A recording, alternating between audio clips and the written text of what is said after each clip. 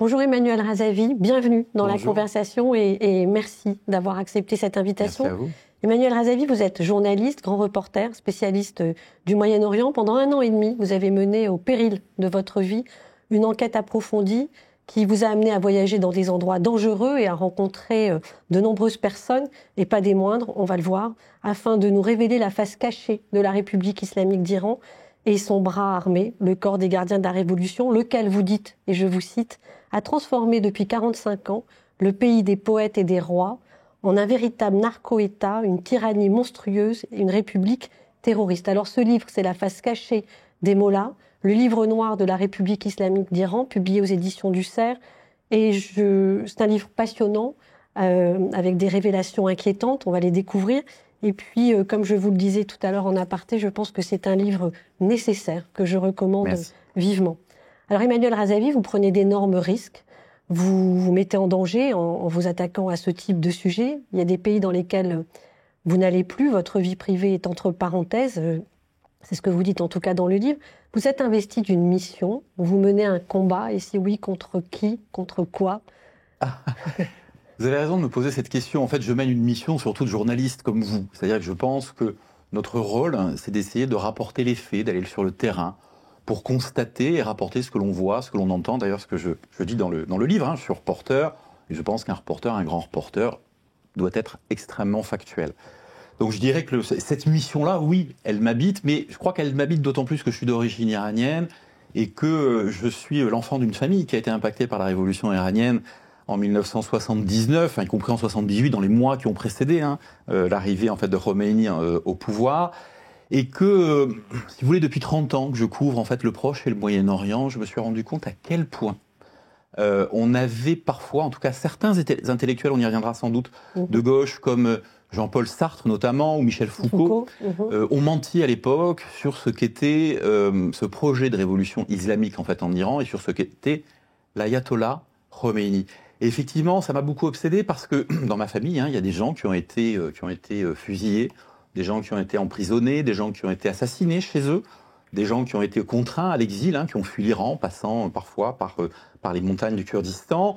Et si vous voulez, j'ai vu, enfant, la détresse de mon père qui entendait à la télévision ou à la radio les propos de Jean-Paul Sartre ou de Foucault, qui ne cessaient de traiter en fait le Shah d'Iran, Mohammad Reza Shah, de bourreau, mais sans dire ce que faisait le bourreau, très clairement, sans vraiment argumenter, alors que les gens en fait de nos familles étaient persécutés.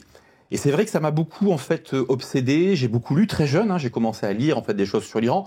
Et puis la chance a voulu, hasard, ont voulu en fait que je devienne grand reporter et donc je puisse me consacrer au Moyen-Orient, que je travaille pour des grosses rédactions qui m'ont permis de beaucoup voyager, d'aller enquêter et de me rendre compte effectivement qu'il était peut-être temps, 45 ans après, dans un moment de basculement géopolitique, d'une part, dans un moment où l'Iran est plus dangereux que jamais, je parle de la République islamique évidemment, est plus dangereux que jamais, qu'il était important quand même de raconter l'histoire, je parle de l'histoire des années 70, des prémices de la Révolution, mais qu'il était aussi important d'aller raconter sur le terrain ce qu'était réellement cette République islamique, ce qu'étaient ce qu'on appelle les proxys, ces milices, évidemment, dans plusieurs pays, que ce soit au Liban, que ce soit en Irak, et la menace, en fait, que ces organisations qui travaillent pour l'Iran représentaient encore aujourd'hui, alors bien sûr pour des démocraties comme Israël, mais également pour nos démocraties, pour l'Occident. Bien sûr, puisqu'ils nous menacent aujourd'hui jusqu'au sein de nos universités ou de nos grandes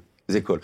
Donc, effectivement, c'est quelque chose qui m'habite, alors pas de façon du tout obsessionnelle. Je pense que c'est notre rôle de journaliste, à un moment donné, de dire les choses de façon factuelle. Alors, vous avez amorcé la deuxième question, c'est... alors, on va, avant de parler du vif du sujet dans le livre, de rentrer dans le vif du sujet, j'aimerais bien que vous nous expliquiez, vous avez commencé à le faire, les fondements du régime iranien actuel et le cadre idéologique. Vous avez, dans votre livre, vous citez, et ça c'est assez effrayant, des passages du livre de l'ayatollah Khomeini. J'aimerais bien qu'on aborde ce sujet pour bien comprendre les fondements et le cadre idéologique. Alors vous avez raison, parce que je pense que c'est ce qu'il faut analyser, parce que la République islamique, aujourd'hui encore, elle est habitée par ses fondements idéologiques. Khomeini, étant un jeune clerc, un jeune mollah, était absolument fasciné par deux choses. Alors, il paraît qu'il n'a pas le titre de mollah, c'est vrai qu'il n'a pas réussi C'est Abnou Chalmani qui me disait ça, mais je ne sais pas, j'en sais rien. Peut-être le sait-elle, moi sincèrement, je ne le sais pas, puisqu'il a été nommé ayatollah de toute façon par les clercs. Toujours est-il que, étant en tout cas, de ce que je sais, jeune mollah, jeune clerc, il est fasciné par Adolf Hitler. Et il est fasciné par un frère musulman, un théoricien des frères musulmans qui s'appelle Seyyed Qutb, qui est l'un des théoriciens des frères musulmans les plus extrémistes, qui prône en fait l'élimination systématique des chrétiens et des juifs, notamment. Et il se trouve que Khomeini, il a pour mentor un type qui s'appelle Nawab Safavi, qui est le chef d'une organisation islamiste iranienne qui s'appelle les Fedaïn et Islam.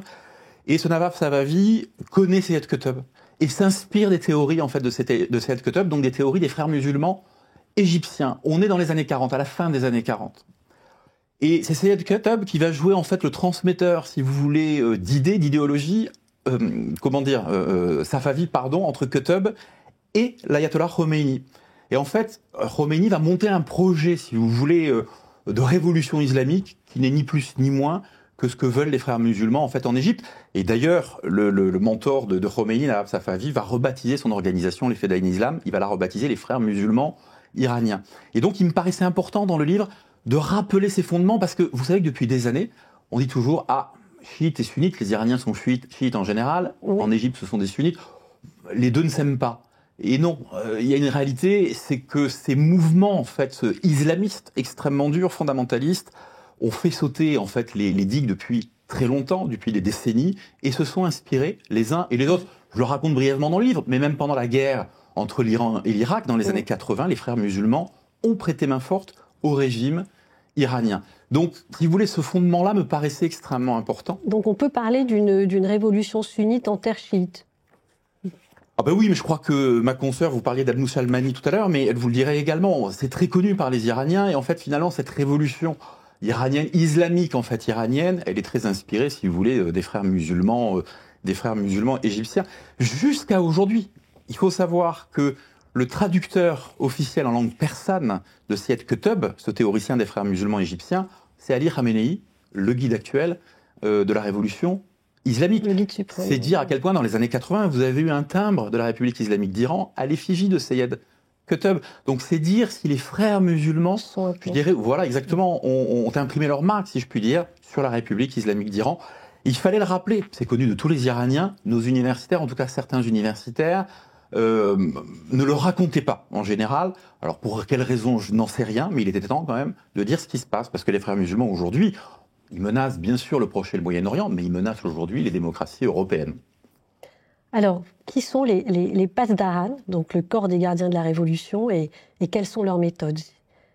Alors, je vous disais que l'ayatollah Khomeini avait été très admiratif du régime nazi d'Adolf Hitler. Il était convaincu qu'il fallait en fait une sorte d'armée parallèle, qui soit une armée en fait à la fois idéologique, si vous voulez, un peu religieuse, mais qui prenne en même temps le contrôle de l'armée, si vous voulez, nationale. Et donc il s'est un peu inspiré en fait de la SS, c'est-à-dire qu'avec un type qui s'appelle Mohsen Shazegara, il décide, depuis la région parisienne, en 1978, quand Khomeini est en exil à Neuf-le-Château, il est rejoint par Mohsen Shazegara, ils décident ensemble de créer en fait cette armée bis, cette milice paramilitaire, qu'ils appellent dans un premier temps l'armée du peuple. Le nom va vite tomber, il va devenir au bout de quelques mois donc le corps des gardiens de la révolution islamique. Donc c'est une milice paramilitaire, si vous voulez, qui a grandi, qui a grossi, notamment en fait pendant la guerre Iran-Irak. Il faut savoir que les officiers en fait de cette milice vont s'illustrer pendant cette guerre, et lorsqu'ils vont rentrer en Iran, qu'ils vont être démobilisés entre guillemets, ils sont auréolés de gloire, on leur accorde des faveurs financières qui vont leur permettre d'avoir des prêts bancaires à taux zéro, de bénéficier de subventions pour créer en fait des entreprises, mais surtout, on va leur confier une partie, de la gestion de l'économie iranienne. Ils vont mettre la main en fait peu à peu sur 60% de l'économie iranienne. Et avec les années, forts de leur richesse, ils vont commencer à investir dans des programmes immobiliers, notamment en Turquie ou dans d'autres pays.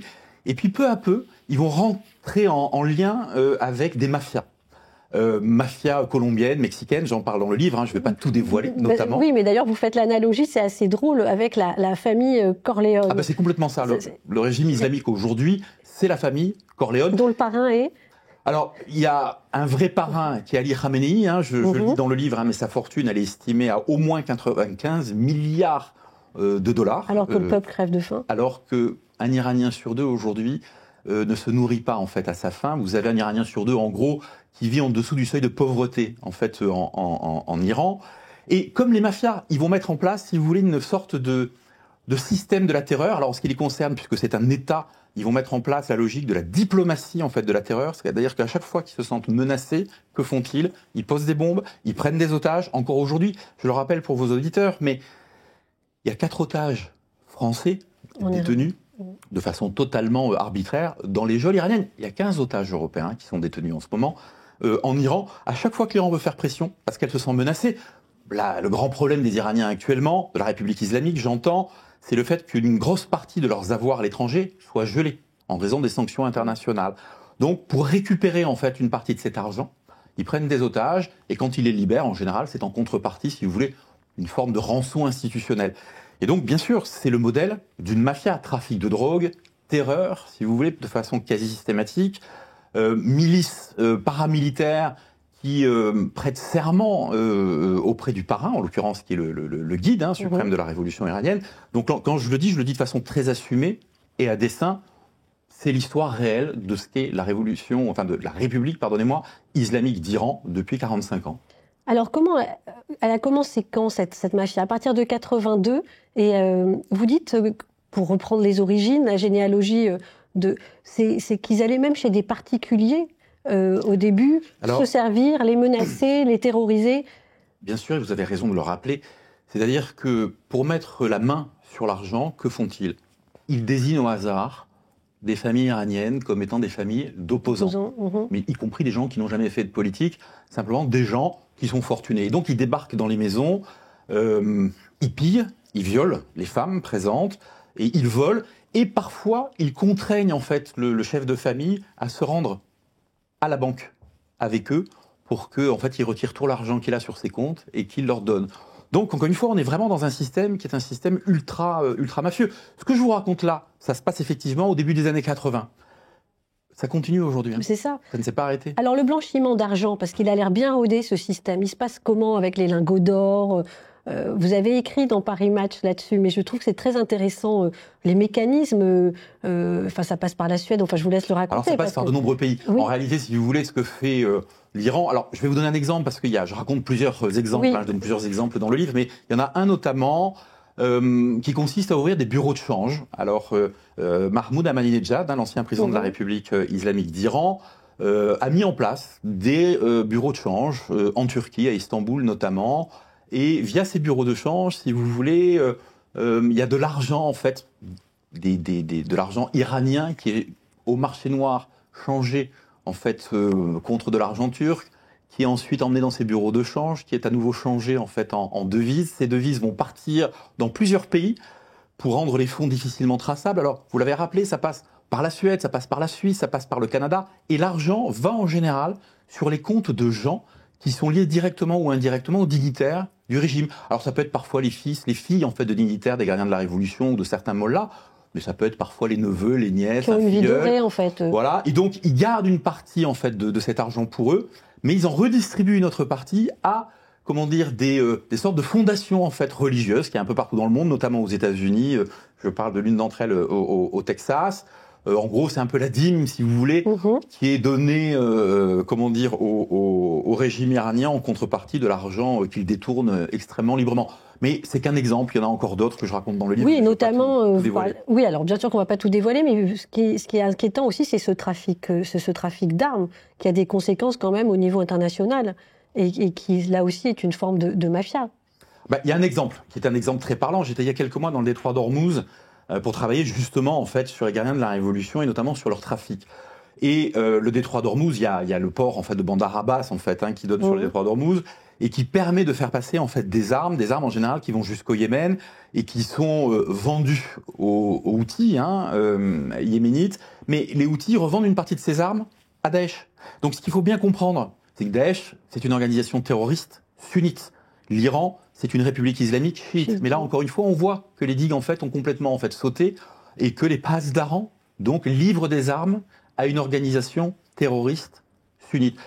Donc c'est un des exemples, un des nombreux exemples, si vous voulez, que je raconte dans le livre, mais effectivement, c'est là. Avec une compagnie aérienne complice. Alors, il y a deux choses. Il y a les compagnies maritimes, il y a les compagnies aériennes, bien sûr. Et je parle de cette compagnie Mahan Airlines, alors qui transporte à la fois des combattants, qui transporte des armes, bien sûr, aussi de l'or, parfois en fait de la drogue.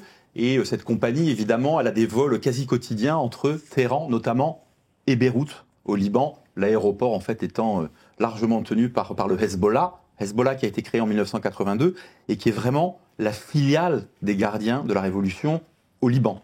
On peut parler de bouclier civil, le fait que cette compagnie non seulement transporte tout ce dont vous venez de parler, mais en plus des civils pour éviter... Alors oui, vous avez tout à fait raison de le rappeler, c'est que lorsqu'ils font ces transports en fait d'armes, d'or ou de drogue, ils font en sorte quand même de faire voyager des civils qui sont absolument au courant de rien à bord de ces avions parce qu'ils savent que des États occidentaux, que des pays comme Israël qui pourraient abattre ces avions ne vont pas le faire parce qu'il y a des civils à l'intérieur, tout simplement. Donc bien sûr, c'est la stratégie du bouclier civil. Alors, je voudrais juste qu'on revienne, si vous voulez bien, à Naufle-le-Château. Pourquoi ? Parce que vous dites quand même que certains intellectuels, on en a parlé, ont été des complices moraux, qu'il y a eu une trahison de Valéry Giscard d'Estaing. Est-ce que, dans le contexte actuel, en tout cas, j'ai là ça. En fait, ce qui me sidère, c'est qu'à l'époque, rien n'a été anticipé. Et ce qui me surprend, c'est qu'aujourd'hui, j'ai l'impression que dans le contexte actuel, ça pourrait recommencer, que le scénario pourrait se répéter. Est-ce que vous êtes d'accord avec ça ? Je pense que le scénario est identiquement le même. Si vous voulez, les sujets sont peut-être un tout petit peu différents, mais le scénario est à l'identique. Il faut comprendre une chose. En 1978, quand l'ayatollah Khomeini vient en exil à Naufle-le-Château, il reçoit... évidemment, dans sa maison, sous les pommiers, il reçoit des intellectuels, il reçoit des journalistes, il reçoit des comédiens français en général, plutôt de gauche ou d'extrême gauche, à qui il explique que le Shah d'Iran, donc, est un bourreau sanguinaire. Mais personne ne va chercher plus loin. Il l'a dit, donc c'est une réalité, il le répète à l'envi. Et des gens comme Jean-Paul Sartre, qui a une responsabilité dans ce qui s'est passé en fait en Iran, qui a fait partie, vos auditeurs ne le savent peut-être pas, il a fait partie du comité de soutien à l'ayatollah Khomeini, d'accord ? Vont diffuser la parole de celui qui est un bourreau. Ils ne vont même pas prendre la peine d'aller lire les textes de Khomeini qui, depuis plusieurs années, a commis en fait plusieurs livrets dans lesquels il délivre en fait son projet en fait islamiste, qui est le projet d'un psychopathe. J'en ai mis quelques extraits. Voilà, dans mon livre, c'est vraiment un psychopathe. Oui. Je veux pas trop développer, mais j'ai travaillé avec des psychiatres aussi pour faire le livre, spécialistes, voilà, exactement, qui sont spécialistes en fait des crimes contre l'humanité. Et voilà, avec eux, j'ai beaucoup échangé justement en fait sur la littérature de Khomeini. Et donc, si vous voulez, ces intellectuels qui à l'époque sont extrêmement influents, bien sûr en France, mais ils vont influencer d'autres intellectuels en fait à travers l'Europe. Et clairement, nos démocraties vont suivre en fait complètement le raisonnement à minima, ou en tout cas très minimaliste de ces gens-là, qui est de dire il y a un bourreau, Khomeini en fait est un saint. Ça c'est Michel Foucault qui le dit dans un de ses articles. Dans le Nouvel Obs, voilà, et il incarne une promesse en fait démocratique en Iran. Et l'égalité, parce que Khomeini à l'époque promet l'égalité, vous le savez, aux hommes et aux femmes. Mais sauf que l'égalité entre hommes et femmes, elle existe déjà en Iran. Personne ne prend la peine d'aller voir. Les femmes ont le droit de vote à l'époque en Iran. Elles peuvent se présenter à des élections. Elles font des études supérieures. Donc, si vous voulez, il y a une forme de révisionnisme, il n'y a pas d'autre mot, en fait, qui imprègne le tissu intellectuel et journalistique français, puis européen, et donc politique, parce que par nature, le politique est très souvent suiveur des médias, parce que c'est supposé refléter l'opinion publique. Et donc, le Shah va se retrouver au rang de bourreau, alors que si le régime du Shah n'était pas parfait, c'est une évidence, il a construit des écoles, des universités, il a modernisé le pays, il a fait sortir le pays en fait du tiers-monde, il en a fait une puissance qu'il voulait en fait presque calquer sur les puissances en fait occidentales, et puis il était surtout un gage de stabilité pour le Moyen-Orient. On a vu ce qui s'est passé quand les islamistes ont pris le pouvoir. Le Moyen-Orient est devenu plus que jamais instable. On en a fait encore la triste expérience il n'y a pas longtemps avec l'Iran, qui a attaqué Israël. Et donc, si vous voulez, je partage ce que vous dites parce qu'aujourd'hui, on a le sentiment de voir se reproduire la même chose. Vous avez des gens, la France insoumise pour ne pas les citer, qui viennent nous expliquer, si vous voulez, que d'un côté, il n'y aurait que des victimes et de l'autre côté, que des bourreaux, en occultant, si vous voulez, les raisons profondes du conflit qui se passe en fait à Gaza, qui vont imprimer à leur façon aussi ce type en fait de théorie jusque dans nos grandes écoles ou nos universités. Donc, pour moi, si vous voulez, aujourd'hui, le scénario est à l'identique, il faut y prendre garde. L'Iran de l'époque, il faut s'en souvenir. Les femmes pouvaient se promener en mini-jupe, le voile n'était pas obligatoire, vous aviez des boîtes de nuit, le cinéma américain était très présent dans les salles en fait iraniennes. Bref, c'était un pays extrêmement ouvert. Et puis c'est tombé. Il n'a pas fallu longtemps pour que ça tombe, quelques mois. Et moi je pense qu'aujourd'hui il faut se méfier dans nos démocraties alors de ce discours que je qualifie encore une fois de façon très assumée de révisionniste. Avant de parler, il faut connaître l'histoire. Oui, je pense que ça, c'est essentiel. Alors, ce qui est effrayant quand on vous lit, par rapport aux révélations que vous faites, vous dites, en parlant du corps des gardiens de la Révolution, qu'ils peuvent s'attaquer à n'importe qui, n'importe quand, n'importe où, et qu'ils font peur aux plus grands États de la planète. Alors, j'aimerais comprendre qu'est-ce qui se joue, quelle est cette peur, quels sont les enjeux, quels sont les intérêts, et vous parlez aussi des services iraniens qui peuvent avoir des arrangements de circonstances et peuvent se livrer à l'influence ou à la manipulation. Et ça, je pense que c'est très important de le dire. Est-ce qu'il y a une présence iranienne dans nos facs? Est-ce que ce qui s'est passé à Sciences Po est lié à ça? Enfin voilà, je voudrais que vous décantez tout ça parce que c'est très inquiétant. Non mais si vous voulez, en 1979, quand Khomeini prend le pouvoir en Iran, très rapidement, à travers le réseau des ambassades en fait iraniennes, en Europe notamment, il met en place, si vous voulez, un réseau d'influence par le biais de conseillers culturels. Leur mission de ces conseillers culturels, mais c'est valable pour l'ambassade d'Iran à Paris, c'est d'approcher des universitaires, des journalistes, enfin des gens à qui ils peuvent distribuer, si vous voulez, une parole qui est favorable soit au régime iranien, soit au proxy du régime iranien, comme le Hezbollah. Ben oui, évidemment, à partir du moment où on approche en fait des universitaires, forcément, cette parole, elle peut se retrouver distribuée effectivement au sein de nos universités de façon très claire. Je l'ai raconté dans certaines de mes enquêtes, je le dis dans le livre. Oui, bien sûr, aujourd'hui, il y a une influence très directe et très dangereuse de la République islamique d'Iran, bien sûr, dans des manifestations, les manifestations qui ont eu lieu au lendemain en fait du pogrom qu'a commis en fait le Hamas contre Israël le 7 octobre. Dès le lendemain, dans les manifestations qui ont eu lieu dans plusieurs villes de France, oui, il y avait des agents d'influence de la République islamique d'Iran qui étaient dans ces manifestations. D'accord ? Je ne suis pas le seul à le dire. Il y a un certain nombre de gens qui les ont identifiés sur les réseaux sociaux. Voilà. Donc, bien sûr qu'il faut prendre garde à ça. Parce qu'aujourd'hui, ce que vous entendez, vous parlez de Sciences Po. Lorsque vous entendez cette jeune femme, Rima Hassan, aller appeler au soulèvement depuis une grande école comme Sciences Po, c'est quand même très dangereux. Vous savez qu'en 1978, on a vécu la même chose. L'extrême gauche, on y reviendra peut-être. Vous savez que l'extrême gauche s'était alliée avec les islamistes. Khomeini avait compris qu'il fallait s'appuyer sur les réseaux d'extrême gauche. Pourquoi ? Parce qu'ils étaient extrêmement présents et actifs dans les universités iraniennes.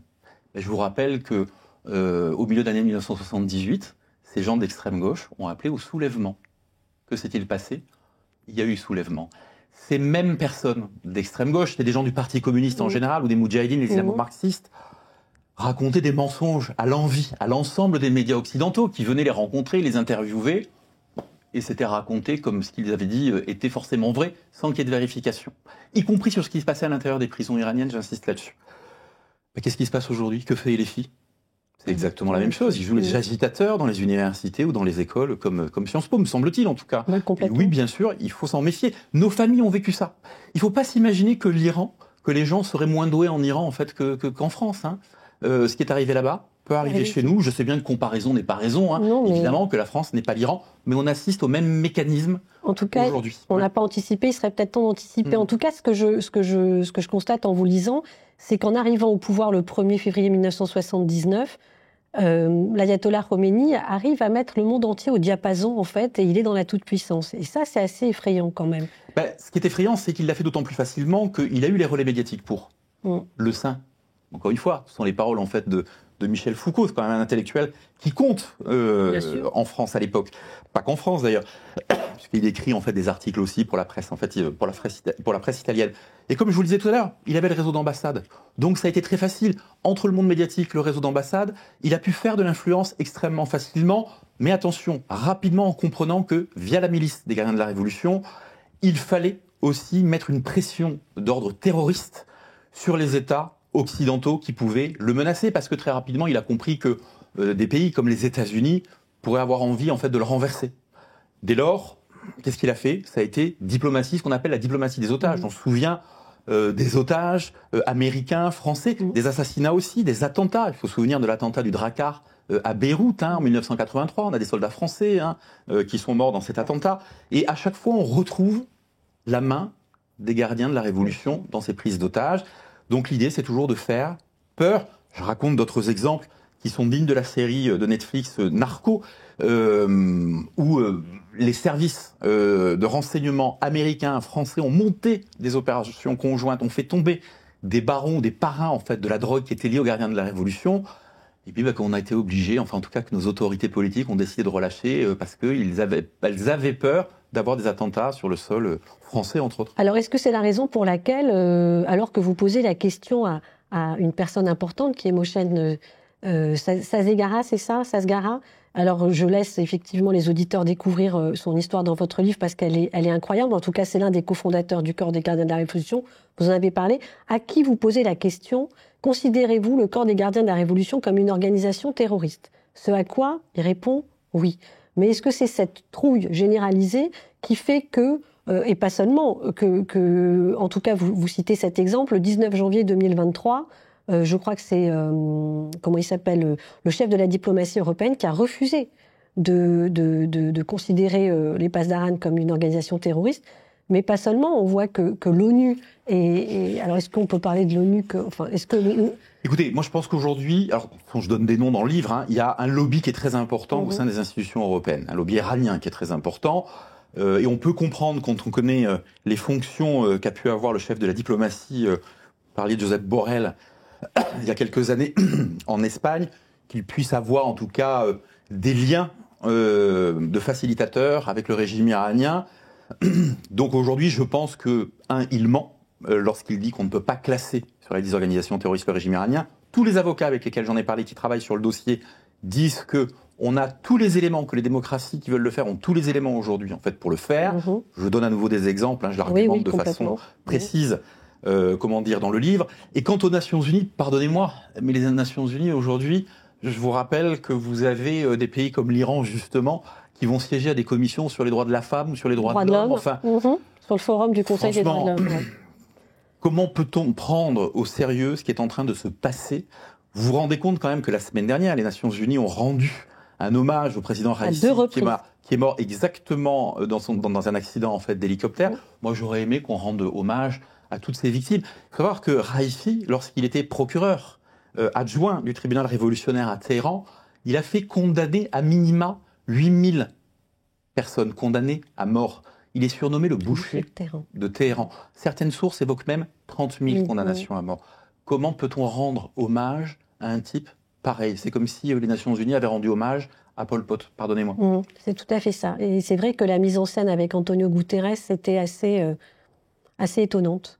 Moi, je crois que c'est déplorable et ça ne sert pas aujourd'hui les démocraties. Moi, je voudrais quand même dire quelque chose pour les gens qui nous écoutent. Dans le cadre des entretiens que j'ai fait pour ce livre, j'ai discuté avec des gens à l'intérieur même du régime aussi. J'ai discuté avec un type qui est assez proche en fait de Ali Khamenei, le guide suprême, et qui me disait mais vous ne vous rendez pas compte à quel point on se moque de vos diplomaties. Vos diplomaties sont faibles et à chaque fois qu'elles devraient hausser le ton face à nous, elles s'écrasent. On n'a pas de raison de ne pas en profiter. C'est terrible ce que vous dites. Alors on entend bien que lorsqu'il me dit ça, je suis journaliste, il attend évidemment que je l'écrive, que je le répète. Il y a de la provocation dans ce qu'il dit. Oui, mais c'est une réalité. En même temps, une réalité, évidemment.